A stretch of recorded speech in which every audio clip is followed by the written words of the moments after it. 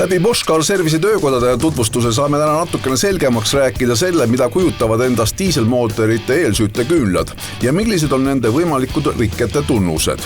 Eelsüüteküünla puhul on siis tegemist nii-öelda diiselauto puhul siis vajaliku elemendiga, mis siis aitab autot käivitada, kui temperatuur on alla +5 kraadi. Sõltuvalt tootjast võib ta ka erineda, aga ütleme rusikareeglina kuskil niimoodi. Asuta siis mootori ploki küljes ja antatakse talle siis nii-öelda süüte sisse keeramisel vool peale, mis siis ühe sõnaga nii-öelda selle küünla hõõguma paneb, sealt ka nimi siis hõõgküünal ja aitab siis süüdata diislit siis silindris. Mittekorrasolek väljendub kõige lihtsamalt öeldes niimoodi, et istud hommikul autosse, keerad süüte sisse, hakkad käivitama ja auto ei lähe käima. Ehk siis küünal ei tööta, ei anna seda nii-öelda sädet diislil, et ta seda nii-öelda põlemisprotsessi alustaks seal silindris ja nii ta paraku on, et see on nagu see kõige esimene märk nii-öelda sellest. Tegemist on mootori osaga, kus reeglina muud ei aita kui vahetus. Põhjuseid selleks võib olla mitmeid. Siin nüüd ei ole niisama lihtne, et kui nüüd ei käivitu, et siis 100% saab öelda, et küünal on selle nii-öelda põhjustaja või süüdlane. Et diisli puhul on ka eelsüüterelee nii-öelda olemas seal auto peal ja ongi see, et tegelikult tuleks alustada diagnostikast ehk siis teha kindlaks, milline komponent täpsemalt on siis nii-öelda kahjustada saanud. Teinekord võib ka olla katkestusjuhtmes näiteks, et seal on nüüd võimalusi palju, et aga niisama lihtsalt vahetama hakata ei ole kindlasti mõistlik, et enne töökojas lasta üle vaadata, mis täpselt ja siis vastavalt komponente ära vahetada. Taaskord peame tagasi tulema selle juurde, kuidas vahetada. See on nüüd nii ja naa, et loomulikult paljud vaatavad ka oma rahakoti põhja, et palju siis seda ressurssi on, et kulutada.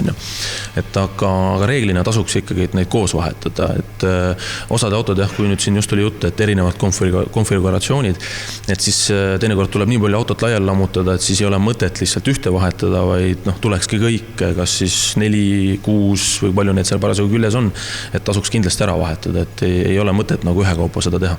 Summa summarum, kui me räägime ikkagi diiselmootoritest, siis oleks see selline korralik diagnostika ka ikkagi siin ajakohane ja asjakohane, juhul kui sellised vead käivitamisega hakkavad ette tulema. Seal võivad olla ka pihustite ja väga paljude muude asjade probleemi.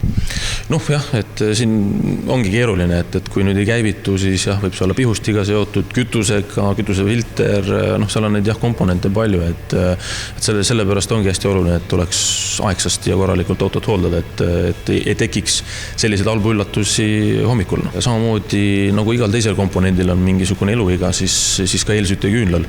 Ja jällegi sõltub tootjast, aga ütleme rusikareegel seal kuskil 90 000, 100 000 selles kandis võiks nagu eelsüüteküünlad tegelikult ära vahetada. Bosch Car Service'i töökodu asub ka Narvas Avilon auto osaühingu näol. Довольно-таки широкий спектр услуг, начиная от автодиагностики, шиномонтаж, ремонт кондиционеров, развал схождения, ремонт ходовой, обслуживание автомобилей. Нам нету большой разницы, какие марки, но большая часть все-таки европейских машин. Audi, Volkswagen, Mercedes.